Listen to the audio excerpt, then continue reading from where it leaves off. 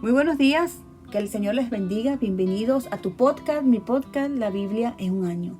Día 355. El tema, 3 maneras de vencer el mal. En el último discurso que hizo en su vida el doctor Martin Luther King Jr., el 31 de marzo de 1968, repitió la frase, nosotros venceremos. Una y otra vez se hacía eco de las palabras de la constante Folk Jones Baez, quien en 1963 lideró una multitud de 300,000 personas cantando Nosotros venceremos, canción que habla de la victoria y de cómo descubrir la esperanza y un futuro en medio de la adversidad. A lo largo de este año, el estudiar toda la Biblia, hemos visto que no debemos esperar tener una vida fácil. La Biblia es fiel a la vida real. La vida conlleva muchas luchas, pruebas, padecimientos, tentaciones, dificultades y batallas, pero en Cristo puedes ser un vencedor. Acompáñame a leer el libro de los Salmos, capítulo 145, versos del 8 al 13. Te lo voy a estar leyendo en la nueva versión internacional, en la NBI. Verso 8. El Señor es misericordioso y compasivo, lento para la ira y grande en amor. El Señor es bueno con todos. Él tiene misericordia de todas sus obras.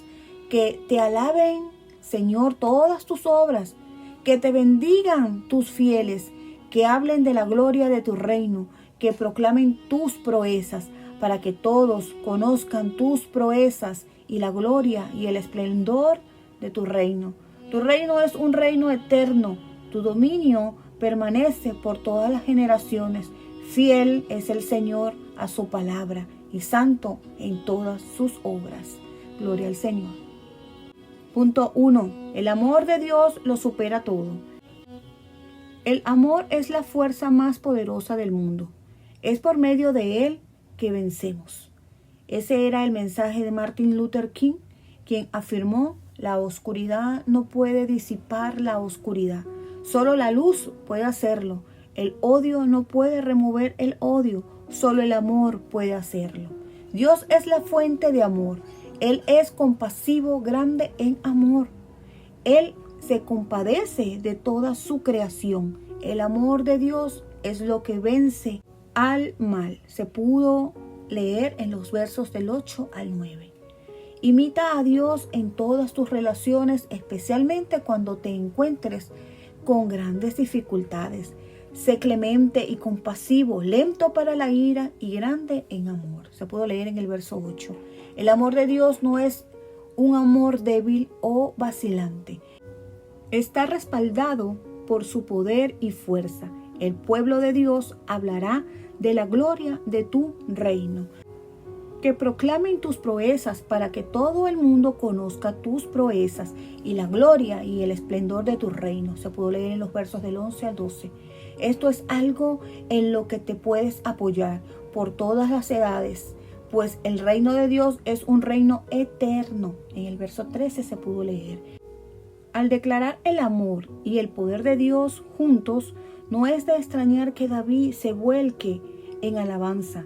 Que te alaben, Señor, todas tus obras. Que te bendigan tus fieles. Se puede leer en el verso 10. Acompáñame a orar.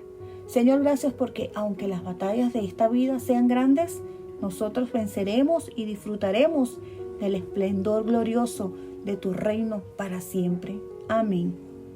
Acompáñame a leer Apocalipsis capítulo 12 al capítulo 13. Capítulo 12 de Apocalipsis, la mujer y el dragón. Verso 1. Apareció en el cielo una señal maravillosa, una mujer revestida del sol con la luna debajo de sus pies y con una corona de 12 estrellas en la cabeza. Estaba embarazada y gritaba por los dolores y angustias del parto. Y apareció en el cielo otra señal, un enorme dragón de color rojo, encendido, que tenía 7 cabezas, 10 cuernos y una diadema en cada cabeza. Con la cola arrastró la tercera parte de las estrellas del cielo y las arrojó sobre la tierra. Cuando la mujer estaba a punto de dar a luz, el dragón se plantó delante de ella para devorar a sus hijos, tan pronto como naciera.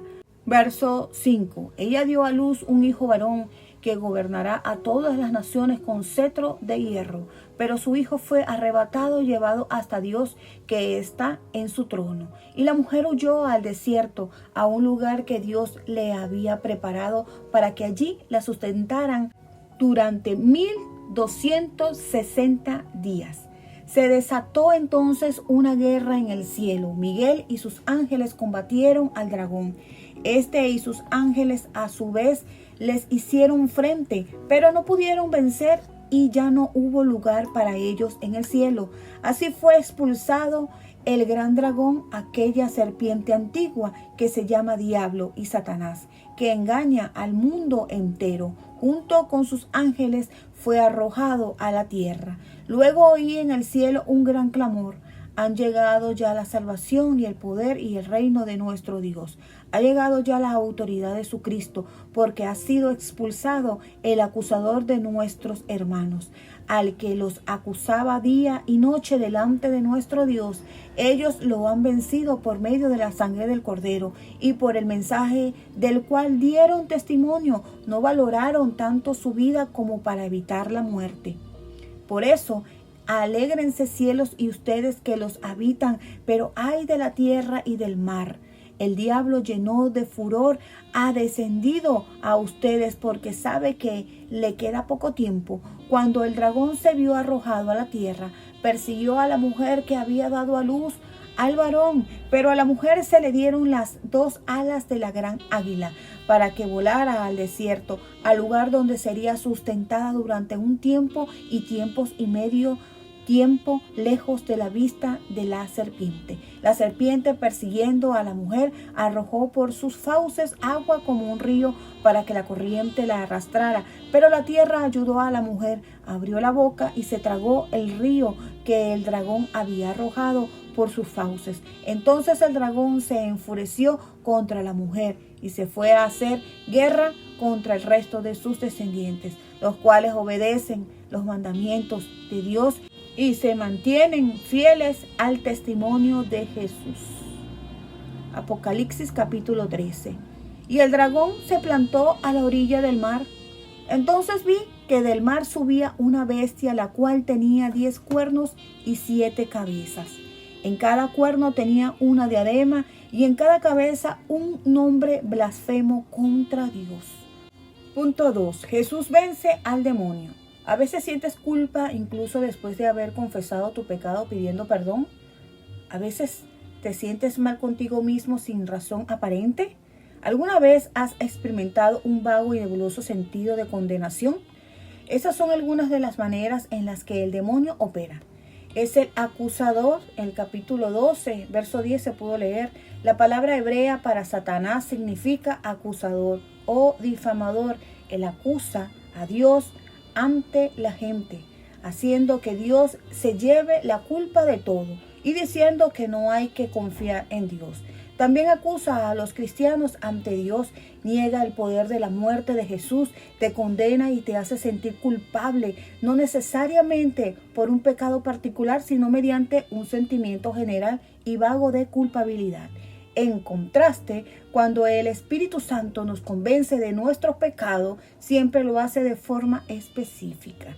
Este pasaje nos cuenta cómo puede ser vencido el demonio. El libro de Apocalipsis abre con lo que está pasando tras los sucesos de la historia y revela lo que está por venir. Una y otra vez, Juan recapitula la historia desde la primera venida de Cristo hasta la segunda. Cada vez hay conflicto y persecución, pero en última instancia hay victoria y celebración. En el capítulo 12 hay 3 protagonistas principales. 1, el Hijo. Jesús es el Hijo varón que gobernará a todas las naciones. Se pudo leer en el verso 5, la parte A.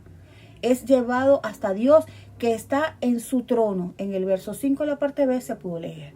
2, el demonio.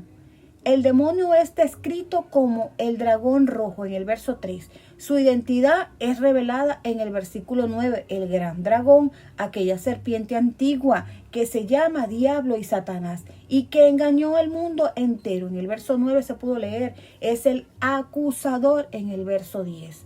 3. La mujer. Quizás la interpretación más obvia es que la mujer es María, la madre de Jesús. Otras interpretaciones sugieren que es una personificación de la sabiduría, la Jerusalén celeste, la personificación de Israel o la iglesia. Dada la naturaleza apocalíptica del texto y sus muchos niveles de interpretación, puede que represente todas estas opciones a la vez. La mujer está revestida del sol con la luna debajo de sus pies y con una corona de 12 estrellas en la cabeza. En el verso 1, la parte B, se pudo leer. Estaba dando a luz a un niño. En la versión del mensaje, en el versículo 2, se puede leer. Después de que su hijo fuera arrebatado hasta Dios y su trono, la mujer huyó al desierto, a un lugar que Dios le había preparado para que allí la sustentara durante 1260 días, 3 años y medio. Más adelante leemos que la serpiente intenta arrastrar a la mujer, pero la tierra ayudó a la mujer, abrió la boca y se tragó el río que el dragón había arrojado por sus fauces. Lo que está claro es que al final Jesús vence al demonio y sus aliados. Detrás de las escenas de la historia humana hay grandes e inteligentes fuerzas del bien y del mal. Se desató entonces una guerra en el cielo. Miguel y sus ángeles combatieron al dragón. Este y sus ángeles a su vez le hicieron frente. Al final el bien vence al mal, pero no pudieron vencer y ya no hubo lugar para ellos en el cielo. Así fue expulsado el gran dragón. Junto con sus ángeles fueron arrojados a la tierra. Se pudo leer en los versos 8 y 9. Él intenta engañar al mundo entero.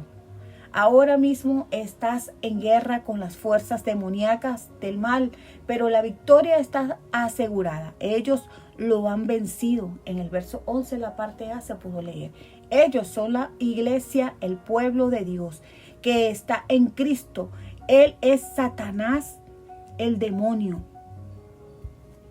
acusador, la serpiente, quien al final será destruido. Lo vences de 3 maneras. 1. Confía en la sangre. La cruz de Jesús, la sangre del Cordero, es la victoria suprema sobre el demonio. Puedes estar seguro de que permanecerás ante Dios. Ya no hay ninguna condenación para los que están unidos a Cristo Jesús.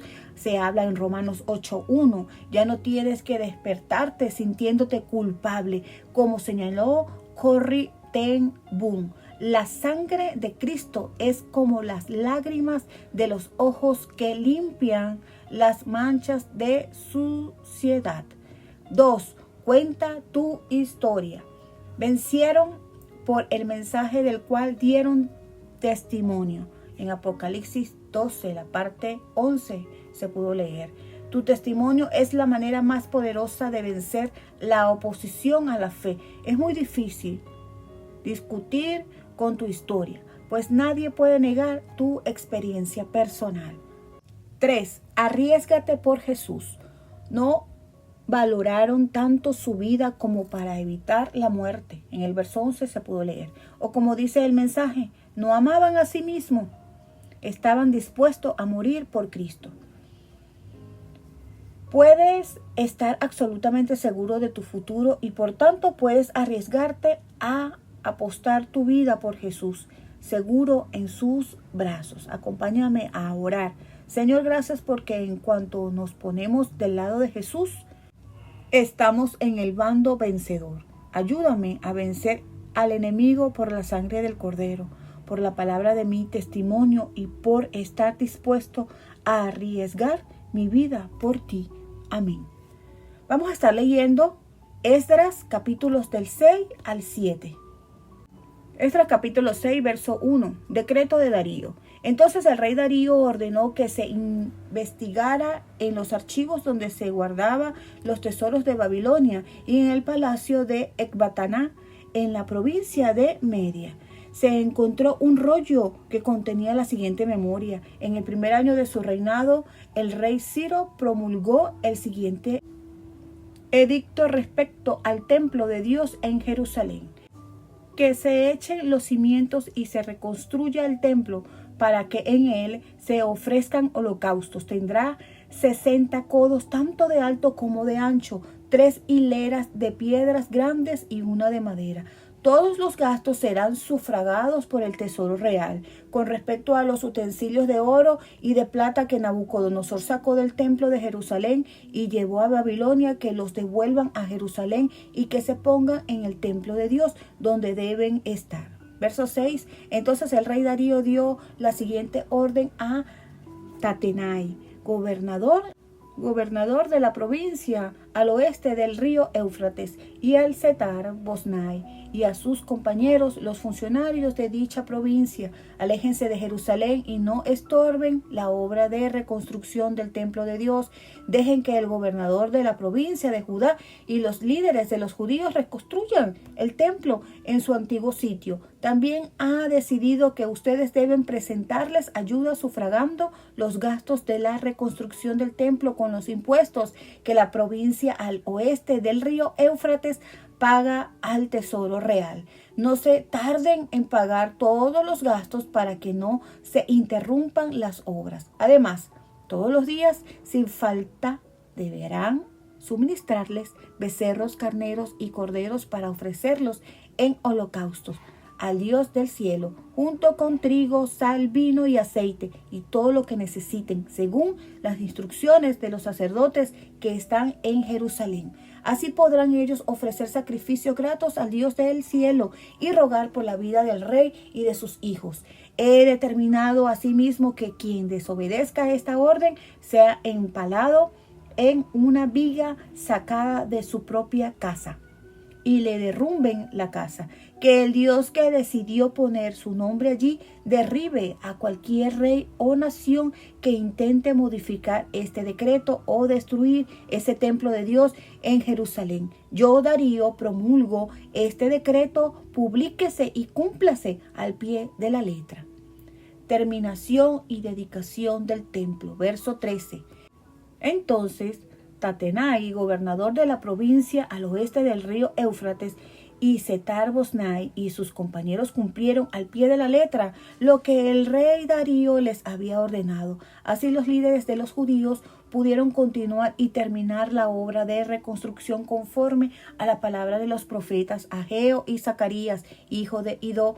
Terminaron pues la obra de reconstrucción como lo había ordenado el Dios de Israel, y por decreto de Ciro, Darío y Artajerjes, reyes de Persia.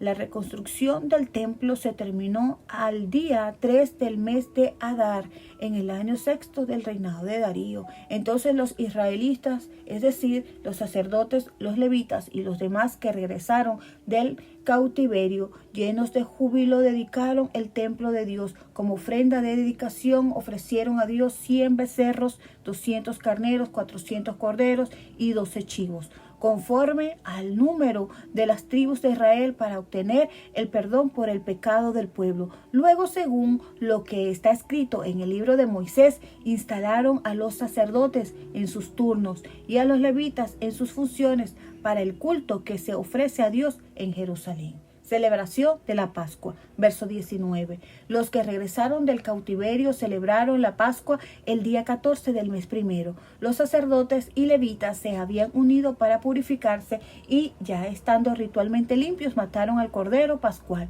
por todos los que habían regresado del cautiverio, por sus compañeros los sacerdotes y por ellos mismos. Los israelitas que regresaron del cautiverio comieron la Pascua junto con lo que se había apartado de la impureza de sus vecinos, para seguir al Señor Dios de Israel.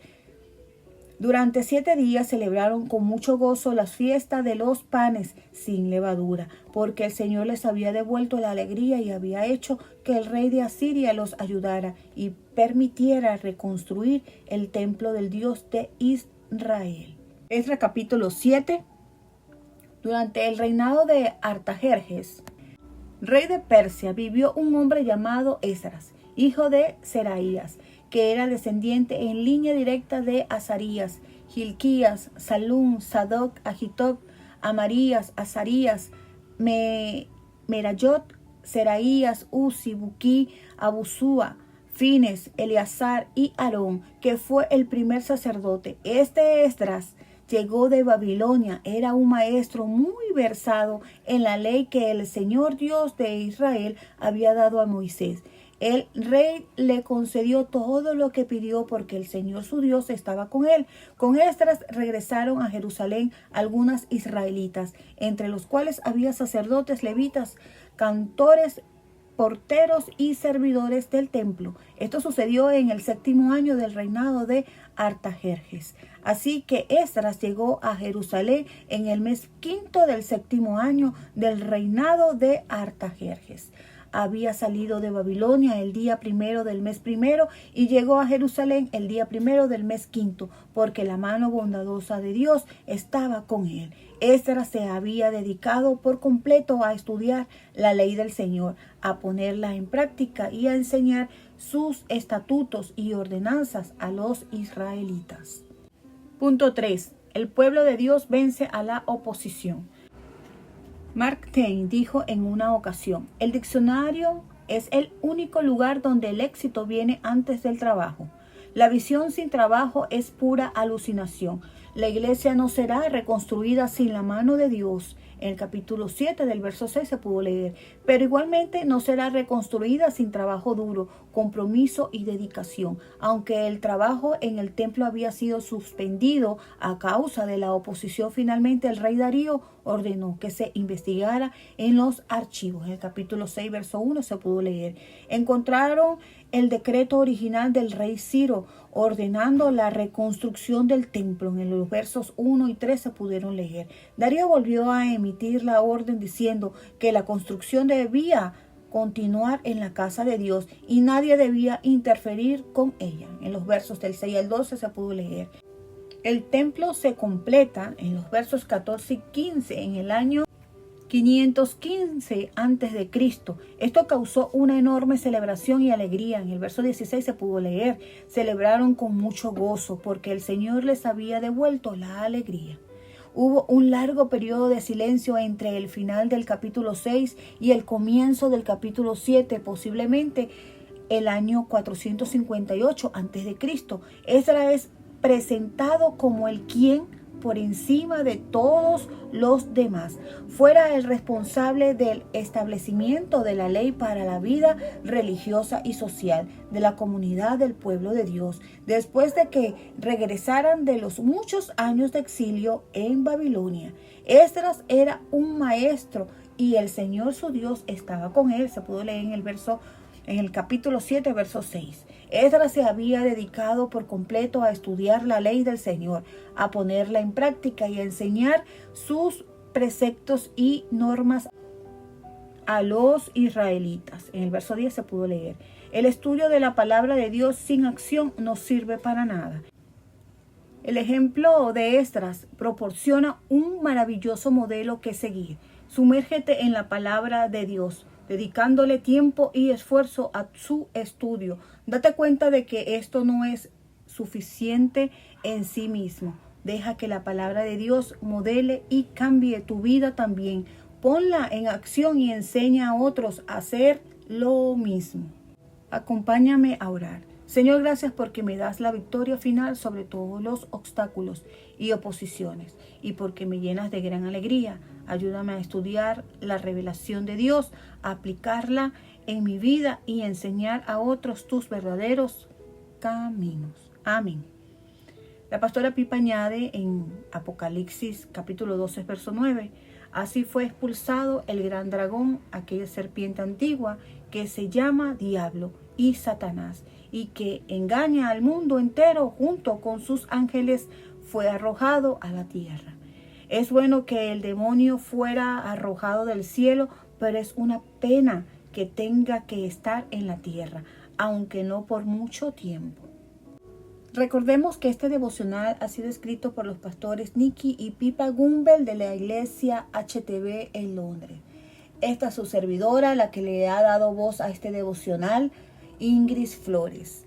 Que la gracia de nuestro Señor Jesucristo sea con todos ustedes. Amén.